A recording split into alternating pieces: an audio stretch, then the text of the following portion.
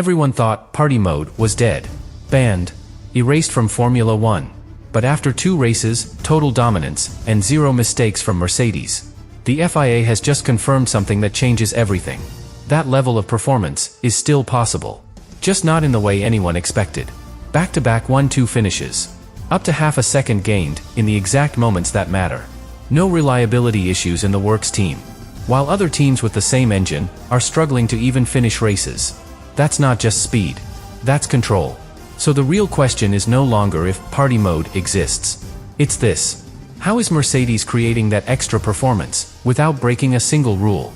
Stay until the end, because one hidden detail behind this changes the entire picture. Subscribe now, because this is bigger than dominance. At first, nobody called it confirmation. Because the FIA didn't come out and say, Mercedes has a party mode. It wasn't that direct. It was more subtle, more technical. And that's exactly why it matters. Because what they confirmed wasn't a feature. It was a possibility. The possibility that within the current regulations, teams can extract extra performance in very specific moments. Through energy deployment. Through thermal management. Through how the system reacts under real conditions. And that's where everything starts to make sense. Because in Australia, Mercedes didn't look dominant all the time. They looked precise. They chose when to push, when to open the gap, when to defend. And every time they did, the car responded instantly. No delay, no hesitation, just more. And at first, teams ignored it, because one race is not enough. But then China happened. And the pattern repeated.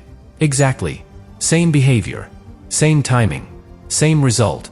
And that's when engineers stopped looking at lap times and started looking at data traces, energy deployment curves, battery usage, speed at the end of straights. And what they found didn't look random. It looked controlled. Because Mercedes wasn't just faster.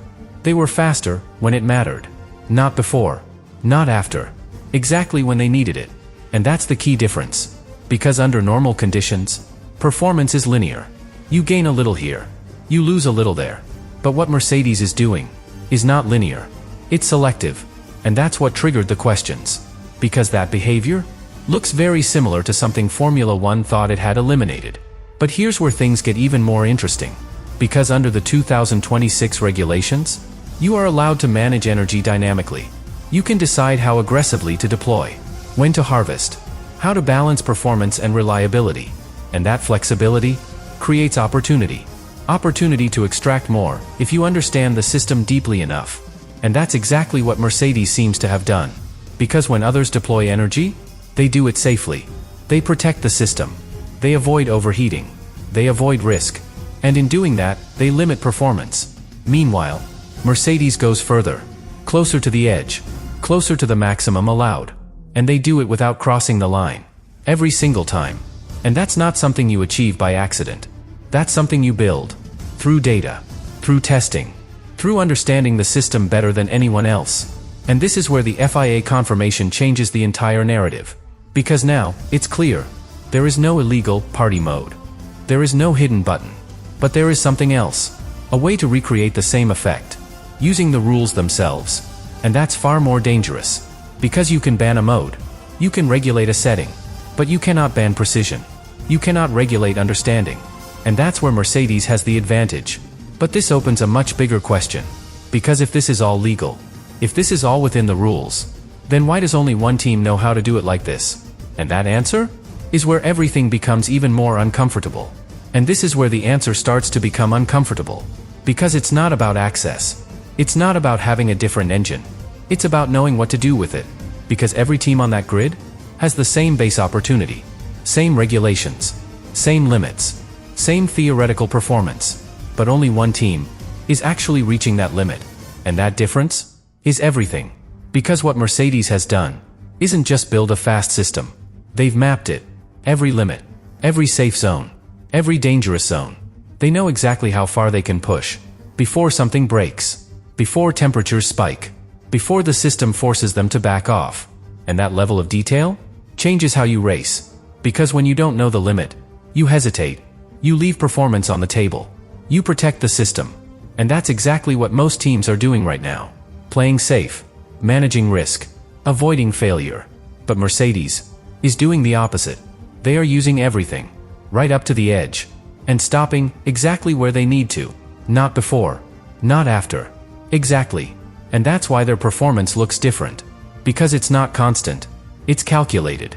They don't waste energy. They don't overuse it. They deploy it with precision. And that creates something that looks almost unreal. A car that suddenly finds speed only when it matters, and disappears again when it doesn't. But here's the part most people missed.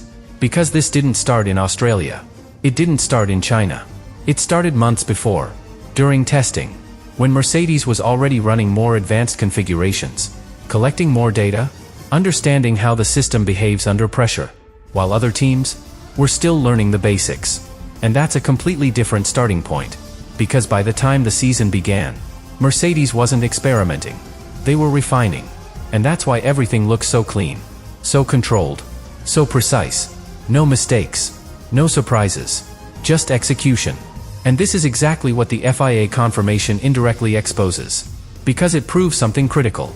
There is room within the rules to extract more performance, but only if you understand how. And right now, that understanding is not equal, not even close. And that's what creates the real gap. Not horsepower, not aerodynamics, knowledge. Because knowledge tells you when to push, how much to push, and how long you can hold it, without consequences. And that's something you cannot copy overnight. You have to build it, race by race, data by data, failure by failure. And while others are still building that picture, Mercedes already has it. Which leads to the real problem. Because even if the FIA changes something, even if they try to limit how this is used, they can't remove what Mercedes already knows. And that means, the advantage might not disappear. It might just evolve. And that's where the real question begins. If this isn't a trick, if this isn't a loophole, but simply a deeper understanding of the rules, how do you ever catch a team that is already operating at the limit of what's possible? And this is where the entire situation reaches a point Formula One cannot ignore anymore. Because now, it's no longer about what Mercedes is doing.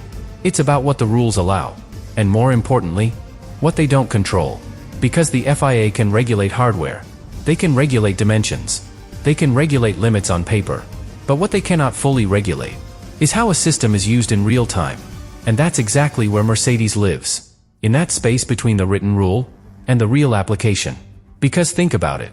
If two teams have the same engine, the same limits, the same maximum output, then in theory, performance should be similar. But it isn't. And that tells you something critical. The difference is not the ceiling. It's how close you can get to it, consistently. Lap after lap. Moment after moment. And that's what Mercedes has mastered. Consistency at the limit. Not occasionally. Not by chance. Every single time it matters. And that's where the FIA faces a problem. Because how do you regulate consistency? How do you limit precision? How do you control a team that is simply operating better, within the exact same rules? You can't. At least, not directly. And that's why this situation is so complex. Because if the FIA reacts too aggressively, they risk punishing excellence. If they do nothing, they risk allowing one team to build an advantage that no one else can reach. And that balance is almost impossible to manage. But here's where it becomes even more critical. Because what we're seeing right now is only the beginning. Because once a team reaches this level of understanding, they don't stop. They iterate. They refine. They push the limit even further. Small gains. Tiny adjustments. But in Formula One, that's all it takes. Because a tenth becomes 2. 2 becomes 3. And suddenly, the gap is too big. Not because others are slow, but because one team has moved too far ahead. And that's exactly the risk now. Because after Australia, after China, Mercedes is not just leading. They are setting the reference. And when one team sets the reference this early, history tells us what usually happens next. The gap grows. The confidence builds. And the rest of the grid starts chasing something they don't fully understand. But here's the final layer. Because this isn't just a technical battle anymore. It's a strategic one. Because now teams have to decide. Do we try to copy Mercedes? Do we take risks to reach that same limit? Or do we wait and hope the FIA steps in? And none of those options are safe.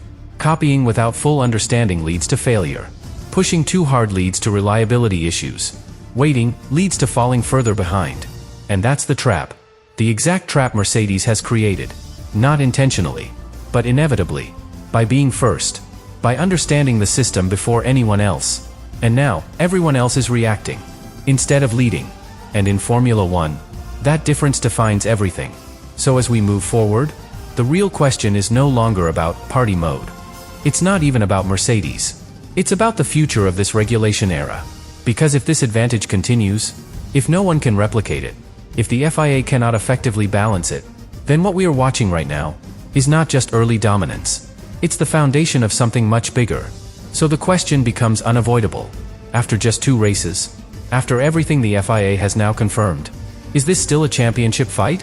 Or are we already watching the beginning of a new era? And this is where everything finally becomes clear. Because after all the analysis, all the data, all the questions, we arrive at one unavoidable reality. This was never just about a party mode. It was never about a hidden button. It was never about something you could simply ban. This is about something much bigger, something much harder to stop.